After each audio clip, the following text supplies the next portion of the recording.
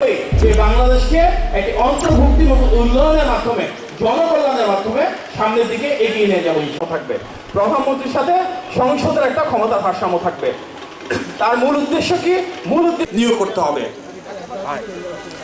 Judicial commission গঠন বিএনপির একটা বড় দাবি, ছাড়া বাকি সবাই একসাথে থাকবো।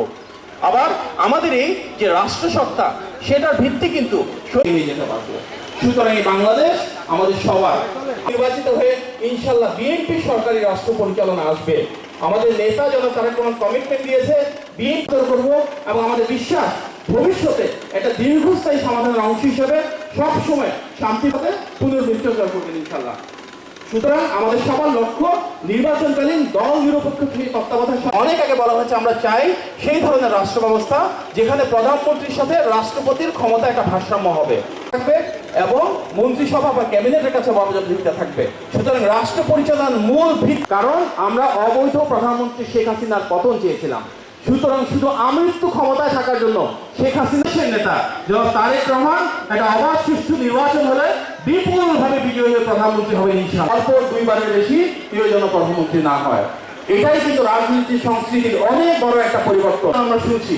বাংলাদেশে প্রথমবারের মতন এই কথা কিন্তু আজ থেকে 8 বছর আগে দেশের নেত্রী বলেছিলেন, সেই 2016 সালে আমাদের ভিশন 2030-তে। এর মাধ্যমে আমাদের বিএনপি বিভিন্ন শ্রেণী পেশার অনেক সফল মানুষ রয়েছেন।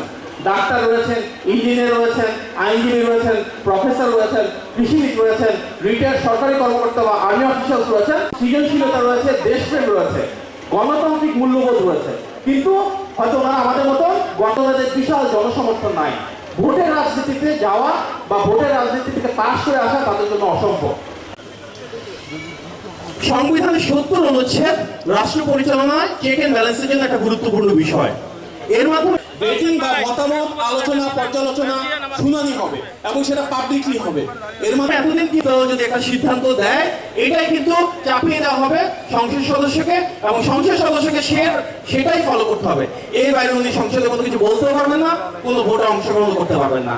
এই ব্যবস্থাটাকে সম্পূর্ণ পরিবর্তন করে আমাদের নেতা যদি বিষয় না হয়, যেমন ধরুন অর্থ বিল হতে পারে, আস্থা ভোট হতে পারে, বাজেট পাস করার বিষয়ে কিছু স্পর্শকাতর সমস্যা থাকতে পারে, কিংবা ধরেন এমন কোনো ইস্যু যেটা বিষয় ছাড়া যে কোনো বিষয়ে একজন সংসদ সদস্য চাইলেই দলের সিদ্ধান্তের বাইরে স্বাধীনভাবে নিজের যে কনস্টিটিউয়েন্সি বা আসন আছে সেটা এবং প্রতিনিধিত্বশীলতা থাকবে।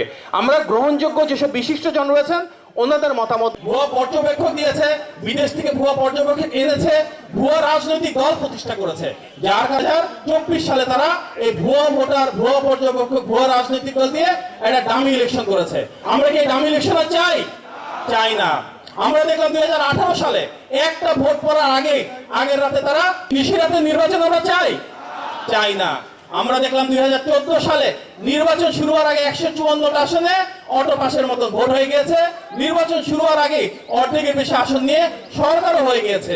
আমরা কি সেই নির্বাচন চাই না। তার মানে আমরা যখন